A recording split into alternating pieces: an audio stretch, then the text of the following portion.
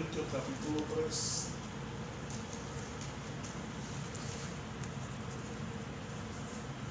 Gloria a Dios. Hoy vamos a ponerle fin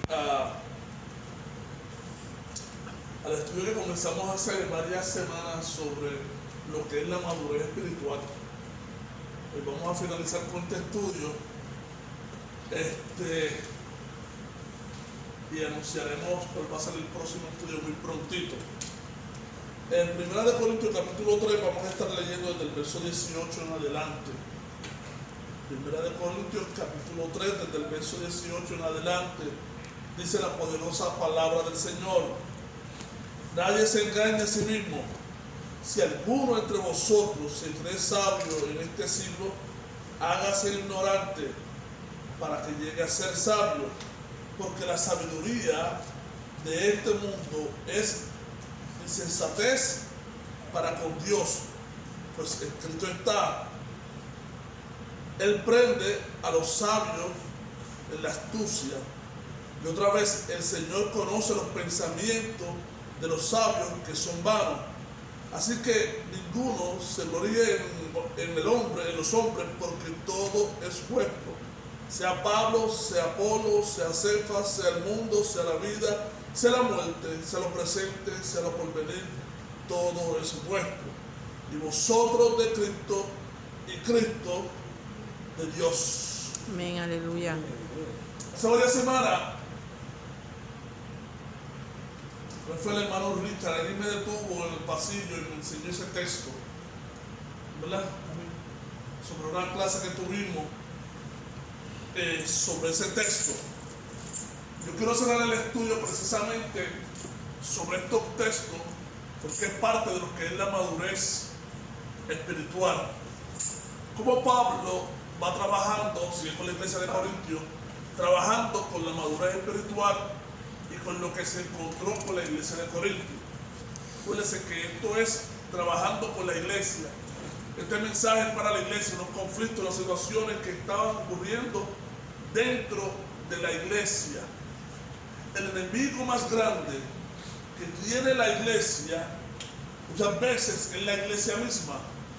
Una iglesia que no crece espiritualmente, una iglesia que va camino al fracaso, va caminando hacia el fracaso. Dios nos ha permitido durante todos estos años ganar un poquito de experiencia en este caminar y ver el comportamiento de diferentes iglesias. Les puedo decir que la mayoría de las iglesias ocurre lo mismo. Es bien raro que una iglesia no ocurra algún conflicto, alguna situación. Es bien raro.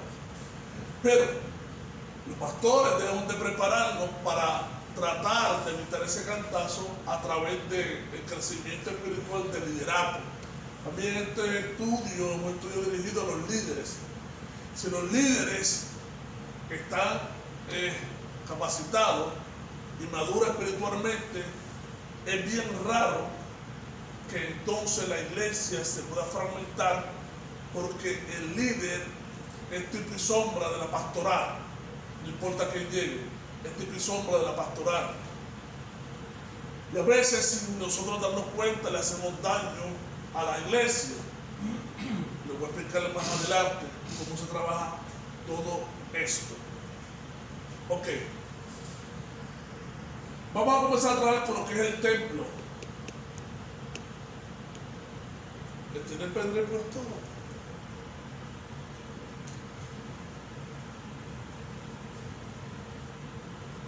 Es un texto bíblico que nosotros usamos mucho, que hablamos sobre que nosotros somos templo de Dios. Ok, ¿qué es el templo de Dios? El templo no era simplemente un edificio cualquiera. En los días del Antiguo Testamento se consideraba el lugar donde Dios moraba. En el Nuevo Pacto, Dios mora en el individuo por su espíritu, y los creyentes son sus templos.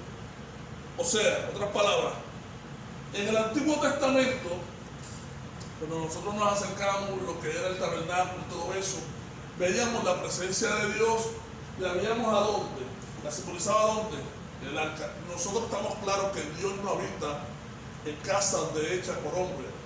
Nosotros no podemos meter a Dios aquí. Pero sí, obviamente, cuando nos referimos a lo que es el templo, hablamos de su presencia. Para el pueblo hebreo, para el pueblo israelita, pues el templo era el lugar donde Dios habitaba.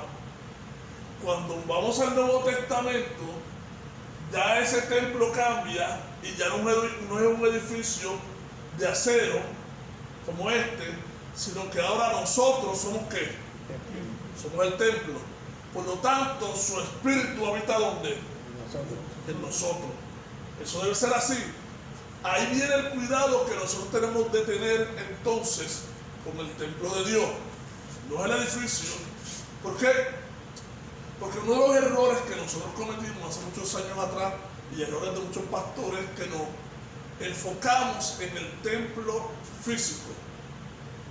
Vamos a edificar un templo físico y olvidamos el templo espiritual.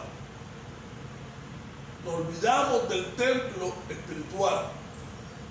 Sincerándome con ustedes, es bien difícil nosotros fortalecer, edificar un templo espiritual si no recibimos las herramientas.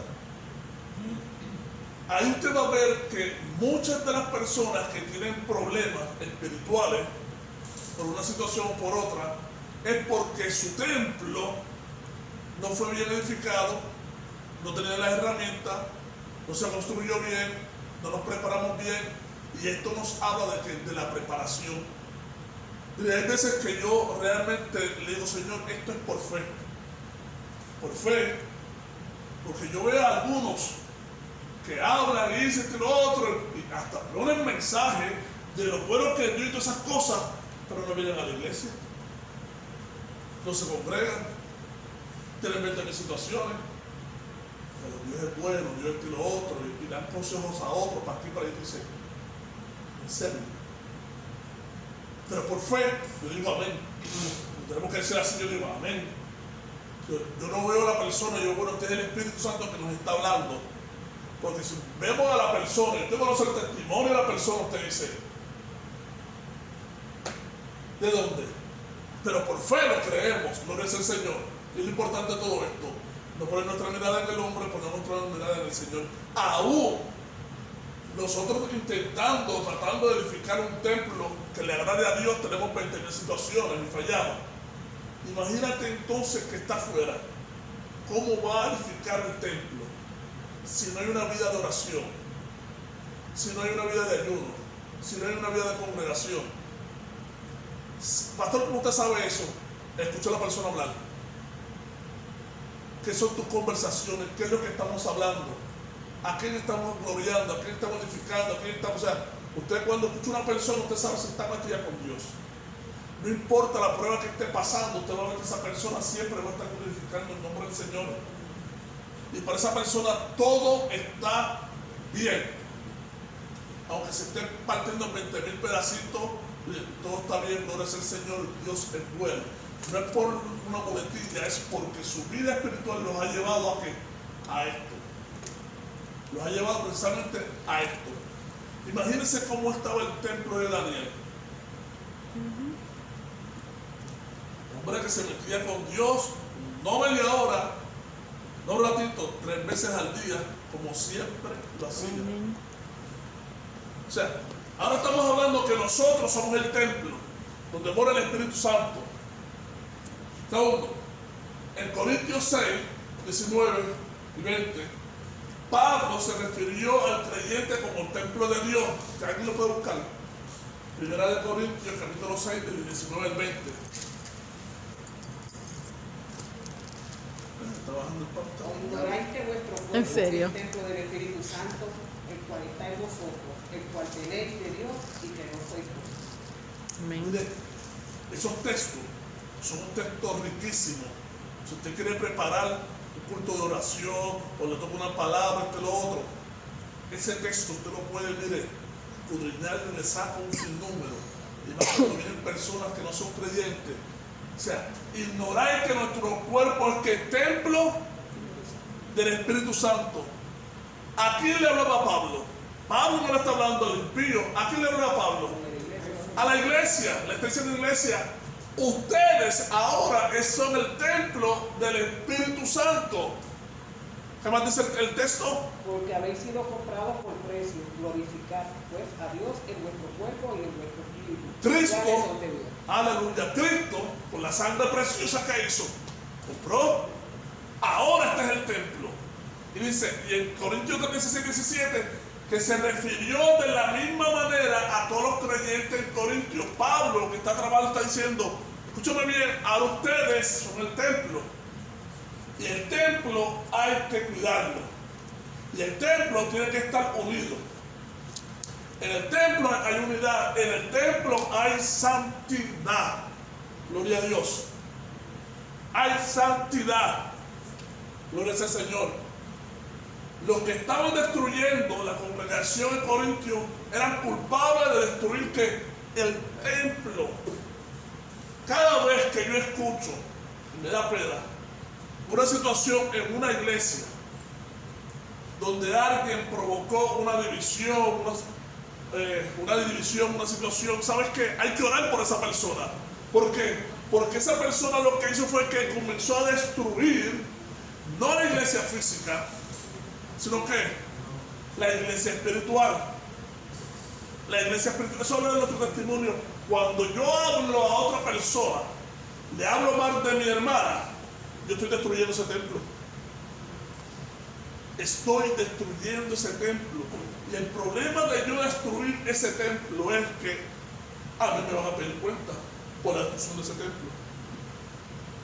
Cuando yo hablo de mi hermano, yo estoy destruyendo ese templo. Si hablo mal. Exacto. Estamos destruyendo. Y es el testimonio que estamos dando. Y eso, lamentablemente, miren, hay pastores y hay pastores. Y hay pastores que realmente tú dices, pero siempre cuando venga eso a la memoria, acuérdese de Saúl y David. En el momento que David tuvo la oportunidad de destruir a Saúl, ¿qué dijo? No me di de tocar al oído de Jehová. Yo obviamente no estoy de acuerdo con mucha gente de la pastoral y con cosas que uno ve. Pero ¿qué sucede? Yo me libre de levantar mi espada contra el ungido de Jehová. Pastor, pero lo que están predicando ahí, eso. El libro de Gálatas dice que aquel que predicara un evangelio que no fuera el evangelio de Cristo es que fuera llamado ¿qué? Anatema. Maldito. Dejen eso a Dios. Dejen eso a Dios. Que los que están predicando esto y lo otro, usted ore por ellos. No se participe de eso y ore para que entonces ellos vengan, conozcan y tengan un encuentro con el verdadero Dios. Pero destruirlo. Tenemos gente en la congregación que han llegado, han recibido el mensaje y están en ese lugar. Si yo destruyo ese templo, estoy haciendo un daño al reino. Pues cada una de esas vidas que salen por ahí corriendo, algunas de ellas no vuelven a congregarse, no quieren saber del Evangelio de Jesucristo por causa de que alguien destruyó el templo. Solamente el Señor es el que quita y pone.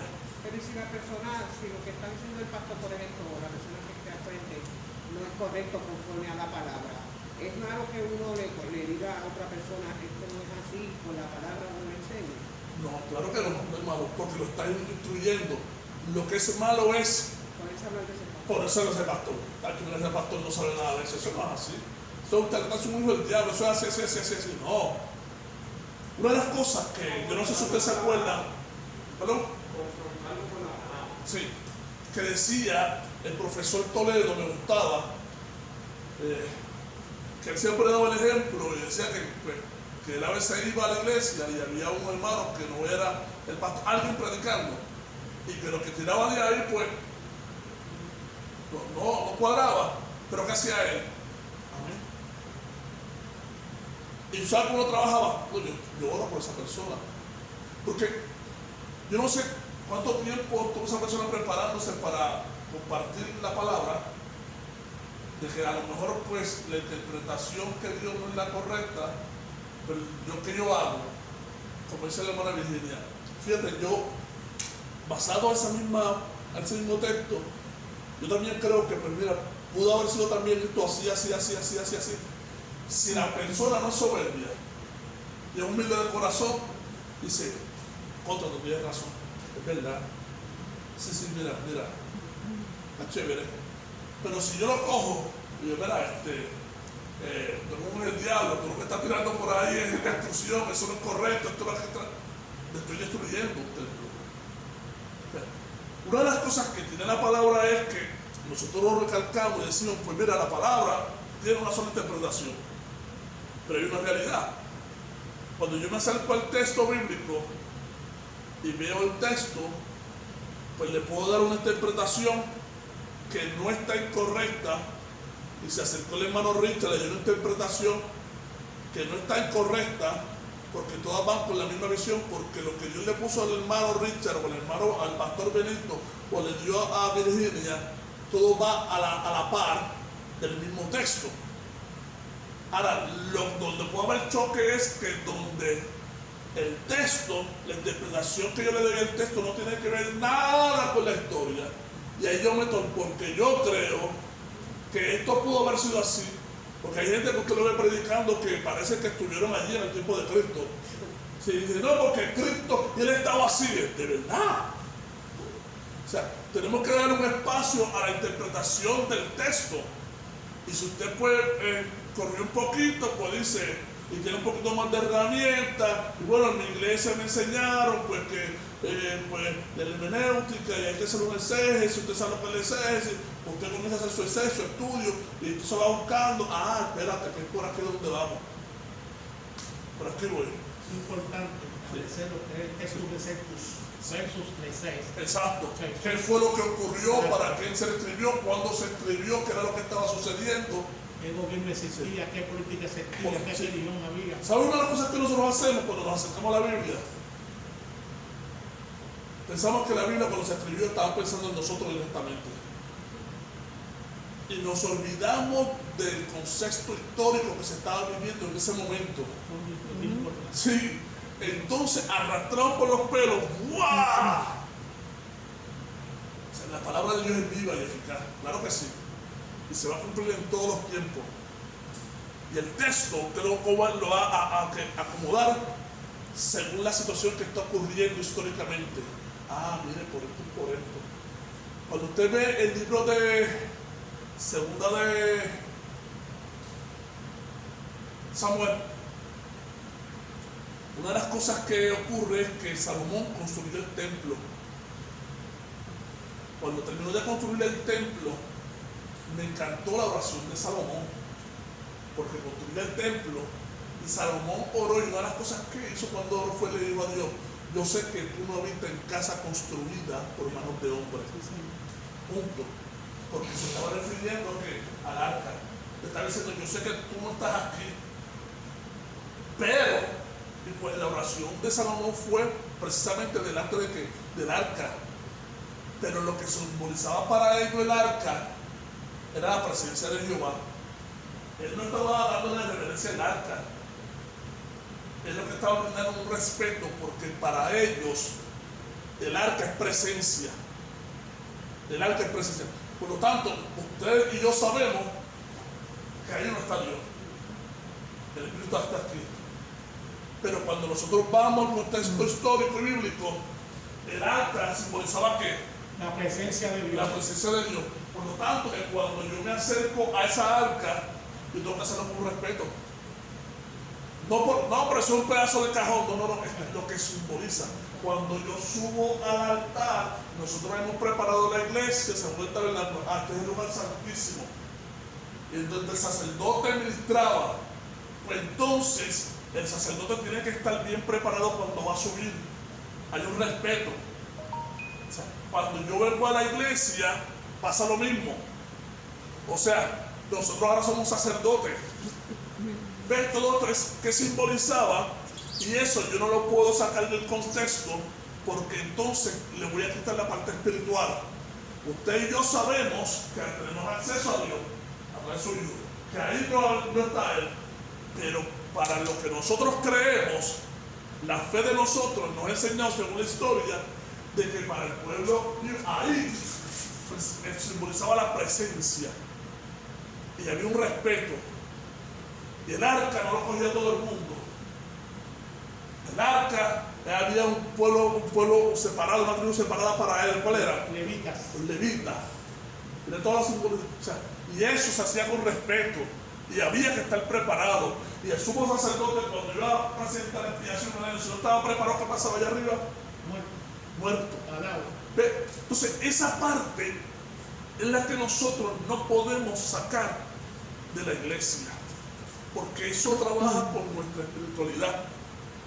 Y a veces hay personas que necesitan eso.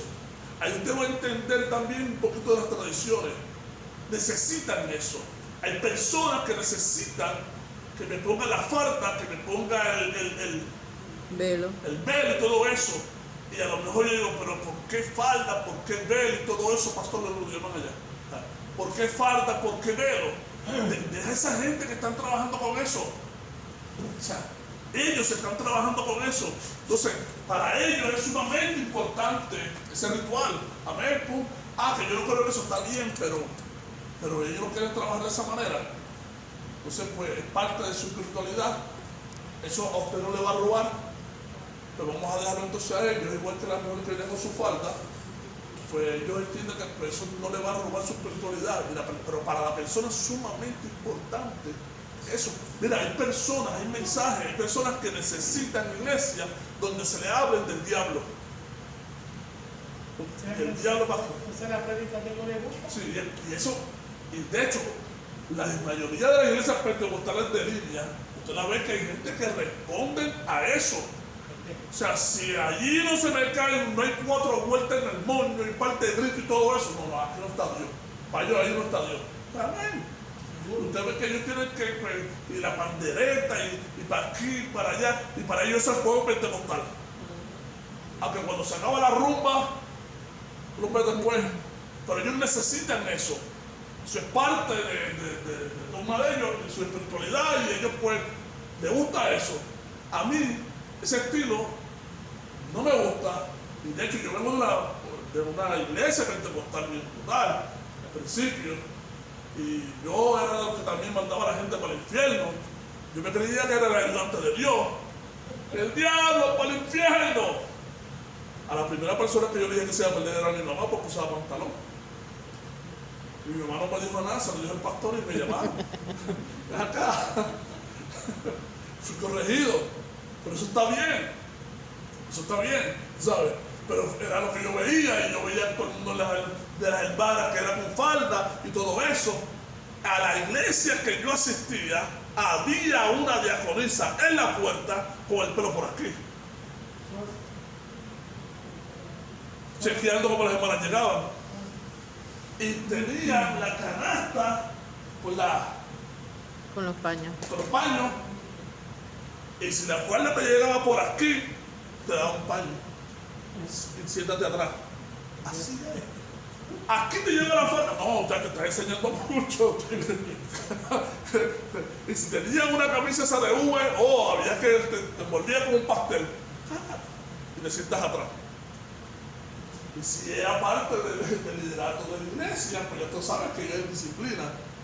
Pero eso era lo que había. Y eso fue lo que aprendimos. Ahora pues uno mira eso de otra manera, uno dice, no, pero esto no, pero nada. Bajo ese sistema se convirtieron mucha gente. Y está todavía así. Sí. Yo fui invitado hace 2 semanas a una iglesia. ¿Fueron? Sí, yo fui allí y la hermana me llamó. Varón, somos de esta manera. Yo, tranquila, mi santo. Claro. No hay ningún tipo de problema. Yo le cero pantalla, nada de maquillaje, nada de pintura. Sí. Tranquila. Porque tú tienes que respetar la dogma de esa iglesia. Sí, sí. ¿Me entiendes? Tú tienes que ir allí, abrir algún sistema y respetar la dogma de esa iglesia. Eso es así. Porque si usted invita a una iglesia, digamos, del verbo, Aquí todo el mundo usa el velo, que ninguna hermana se lo ocurre entrar por esa puerta si usted no tiene una mantilla. Pues si usted sabe que va a ir a esa iglesia, prepárese. Pero, o sea, piedra Y no tropiezo, critique tampoco. claro. No se puede criticar porque ese es un don. Se goza allí, tú sabes. Pero yo fui a una campaña a Venezuela hace muchos años. Y a mí me leyeron la cartilla en Puerto Rico, pentecostal. Era un lugar pequeño, segundo piso, no había aire. Este aire no se siente hoy. No había aire. Lo que había era un abanico de esos bien grandotes redondos. Y eso es lo que había. Que hace más ruido y no se arregla. Sí, pero tenía que estar todo el mundo engabanado allí, pentecostal. Eso era una cosa. Yo tuve una semana allí y realmente estaba orando que terminara ya la campaña para regresar a Puerto Rico, porque no se podía. Cuando regresó a la campaña, uno de los ancianos para aquel entonces va a Venezuela y le digo, tienes que llevar chaqueta, tienes que llevar corbata. Y él pues se guió de Pancho y cuando llegó allí, que llegó el día del culto, subió con la chaqueta sin corbata. ¿Sabes lo que hicieron? Lo bajaron. Bájate. Tan sencillo como eso. Como que predicar desde abajo. Cuando yo fui a predicar a la iglesia Mararata de la Romana, la primera vez, a mí no me dejaron subirme al altar. Había un público abajo, allá estaban unos ancianos, un tipo con una cara así. Y yo tuve que predicar desde allá abajo. Ellos tuvieron que primero escucharme. Al otro día me permitieron entonces predicar desde arriba. Pero era lo mismo, corbata, lo otro, espiado. Me acuerdo que la hermana Genita fue con nosotros y fue unas cuantas hermanas y no tuvieron participación. ¿Sabe por qué? Cuando tenían pantalones. ¿Te acuerdas de eso? Y las mujeres no hablan allí. Y allí las mujeres no hablan. Allí solamente los que iban a entregar una placa o algo así no pudieron hacer nada porque tenían pantalones. Esos son los dos más de ellos, hay que respetarlos. Pero lo más importante es que a través de todo eso, pues la gente llega a Cristo, se convierte, le sirven al Señor y nosotros no podemos destruir ese templo. Si ellos tienen la razón o no tienen la razón, Dios puede terminar a ver, pero hay que respetar esa situación. Segundo, en el verso 17, Pablo advierte a los corintios que Dios trataría severamente a los que destruyen su templo. El Evangelio, el versículo 17, Pablo advierte que Dios va a qué. Mire, uno de los problemas que nosotros tenemos en este tiempo, yo estuve hablando con un pastor de eso, y yo le dije, pastor, muy respetado en este país, le dije, pastor, ¿usted cree que la iglesia actualmente tiene que pasar por una reforma? El pastor me dijo, claro que sí, claro que sí. Estamos viendo unas cosas que realmente, esto no es de Dios. Se ha salido de proporción. Hasta hace poco la moda era los apóstoles. Ahora hay otra moda que volvió, son los profetas. Ahora todo el mundo es profeta y todo el mundo tiene mantos proféticos. Yo creo en los profetas, se ve bien. Yo creo en los profetas y los profetas de Dios. Yo creo en las profecías. Pero esto ha cogido ahora un vacilón de esto. ¿Y qué tiene en común toda esa gente? ¿Sabes qué? Que la mayoría de esas iglesias son iglesias que son no afiliadas. Vamos a empezar por ahí. No tienen entonces alguien que los fiscalice. No hay un concilio de atrás, no hay una cobertura que los fiscalice. Por lo tanto, tenemos un montón de gente zumbando por ahí lo que ellos piensan, lo que ellos creen, aquí para allá. Y hay una realidad bien grande. Mire, han cogido ahora el ministerio de la profecía y trabajarlos como si fuera espiritismo. La gente se acerca a la iglesia para ver qué el profeta le va a decir. Para ver qué el profeta le va a decir. Yo estaba viendo un video de un muchacho que es profeta, estaba en España, y él se paró y dice, aquí hay alguien que es una bruja. Y la iglesia me pone a orar. Yo dije, según se movía el profeta, se movían 4 guardaespaldas con él. Y dije, de verdad, ¿en serio eso? Y el tipo se trepó y mira, la bruja te voy a decir que hoy es tu día, si no Dios te va a sacar en vergüenza. Y la gente allí, aplaudiendo. No vi nadie orando, nadie persiguiendo, todo el mundo, wow, ¿en serio? ¿En serio? Según se movía el tipo lo como no salía nadie, fue donde alguien y prácticamente la tomó por los pelos. Alguna persona ni es bruja ni nada de eso. ¿Tú sabes la vergüenza que pasaría esa persona allí? Bajo la presión, todo el mundo mirando y señalándola. La gente en vez de orar estaba celebrando. Oye, si llega una bruja a la iglesia, yo le doy gloria a Dios. ¿Usted sabe por qué? Porque está donde? En el lugar correcto. En el lugar correcto. En el lugar correcto. O sea, lo que está bajando es palabra. Y qué gloria, ¿verdad? Qué gloria le podemos dar a Dios. Decir, se convirtió la bruja. Se convirtió la bruja. Pero ¿por qué bruja le voy a entrar a pedra y todo eso? Entonces han cogido este vacilón de llevar, ¿sabes por qué? Por eso mismo, busquen la mayoría de estos muchachos, estas muchachas, les digo muchachos y muchachas, es que alguien le oró, alguien le profetizó, alguien lo instaló y lo arrancaban por ahí y zumbo lo que viene esto y lo otro, y ese mensaje gusta. Y tú ves, viene un profeta y todo el mundo a la iglesia, para aquí, para allá, pues a ver qué el profeta me dice. Para aquí, para allá, lo otro. Yo siempre lo digo, a ver si le pasa como le pasó a Saúl, que fue a consultar con la pitonisa aquella.